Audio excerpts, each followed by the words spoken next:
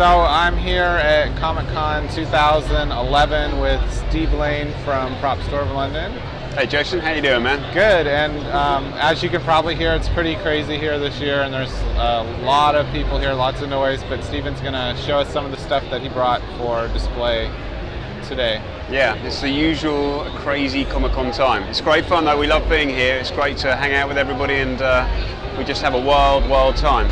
So let me talk you through some of the things that we've got here today on display. We've tried to bring a sort of wide variety of pieces that's going to appeal to a lot of different collectors, really. Right. Obviously, we're very passionate collectors ourselves, and so there are things that we love more than other things, and we have a tendency to sort of skew things sometimes in that general direction. So we've really tried to broaden it a little bit this year. Right. One of the most popular things that we've brought down with us so far has actually been the ZF-1 from The Fifth Element, which is an awesome film prop weapon. A lot of people say that it's one of the sort of key prop weapons that have been constructed for the for movies.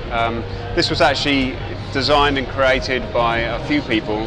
Simon Atherton, the armourer on the film, was heavily involved with it, and also the Corbolts as well, who were the special effects guys on the film. So for a lot of the special effects work, they got more involved than Simon did with some of the different units. There was one of these that had a live AK-47 in it, and that would be the one that Simon would have been working with to make sure that they could get the firing mechs work.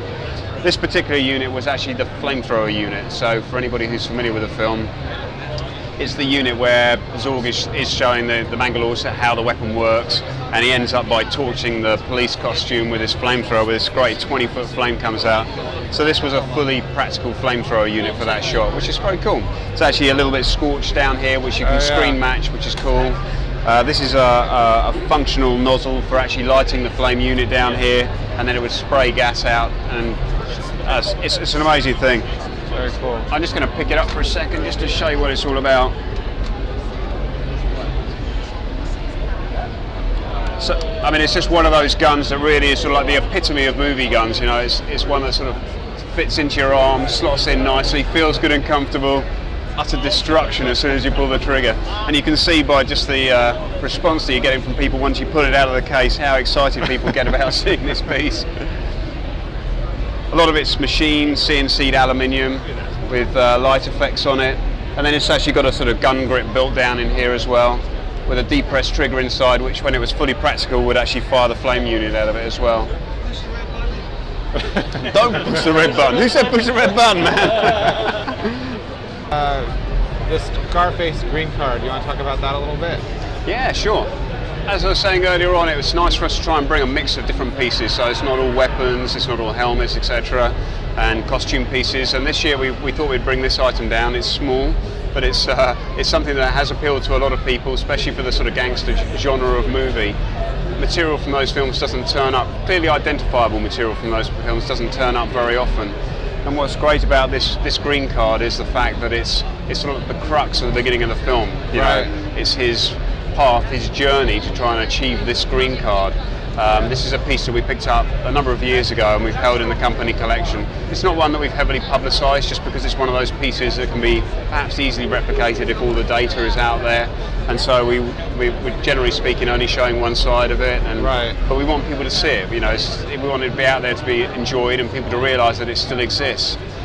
It's only seen for one short sequence within the film when he's applying for the card. When he gets the green card, it's clipped to the back of the registration paper, but you get a really nice full frame of it, and this is a screen match to that, which is superb.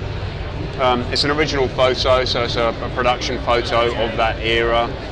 It's got all of his details and date of birth for Tony Montana on the back of it, and it's just a cool thing from Scarface. You know, Scarface stuff, other than the guns, which are really hard to identify if you can track them down. You know, what else are you going to want from a film like this? But people do want stuff from this sort of film. So it's an exciting thing to come out.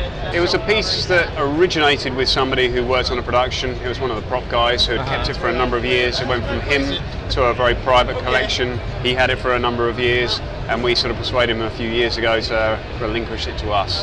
So it took a bit of iron bar work, you know, and a bit of chiseling away, but I knew it was something that we wanted to acquire, so we were persistent, really. Cool.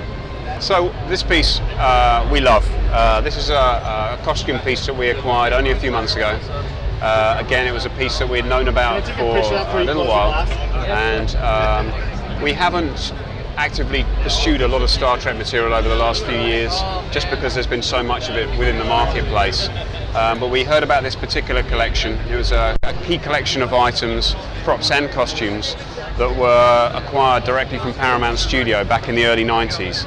So what's exciting about that is that at that particular point in time, very little was being released from the studio system, especially with the Star Trek brand. And so we knew that anything that had been officially released at that time could be very exciting, just because it was all still hanging there. So we flew to have a look at this collection and realised what was there. We went through a very lengthy authentication process, talking to some of the key guys, old school, had been working with this material for a number of years, to really ascertain exactly what we were looking at. And this is certainly one of the highlights of that collection. We acquired this costume piece. We acquired a Captain Kirk from the original motion picture. We obviously got the Khan tunic, which we'll have a look at the moment, which is a very exciting piece.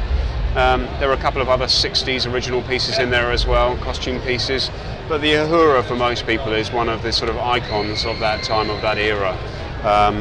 Once we had deemed that we were looking at what we thought and what we believed it to be, and we acquired it, we then set about the task of going frame by frame through the Blu-ray editions of the series which have been released recently, and we've actually managed to screen match this to Uhura as well for a particular episode, which is tremendously exciting. And that's, in this instance, looking at not only the badge positioning, which is atypical for the Uhura costume. She always, whenever you see her badge, within reason, it actually touches the collar line. It's positioned much higher. Oh, really? And she's actually the only character who wears this badge with this braid on the sleeves as well, in this position, with this style of cut. So it was a really exciting find, and then to actually then look at the thread lines, the stitch lines on the costumes as well, and manage to get it to match up. Wow. We were just like, that's as good as it gets. So we were bringing this piece down and offering it for sale at the show. It actually sold a couple of weeks ago, just beforehand. But the gentleman who's bought it allowed us to bring it down anyway, to have it on show and have it on display. Wow. So what we're going to do in a couple of weeks' time, about 2 weeks after Comic-Con, we've got the rest of the material that we acquired from that collection. We're going to be launching onto our website. So we've got some really exciting props, phasers, communicators, tricorders, some other costume pieces as well. So that's pretty exciting. That stuff's coming up in just a couple of weeks' time. And which shows are they from? Are they from all the different shows? Yeah, from a mix. We've got stuff from the TV shows.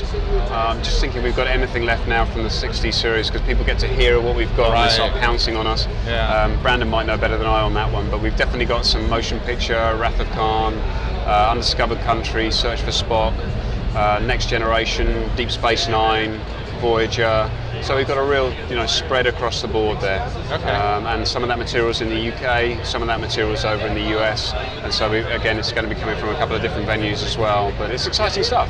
Yeah. And it's, as I say, we've not really actively pursued a lot of Star Trek material just because there's so much out there. We love it. We think it's great stuff. Right. It's just a lot of collections have already been built with it, Right. and we were like, well, where do we go with this? Are people still going to want this if we buy into it? And the answer has been a very solid yes so far. So we're very excited about it.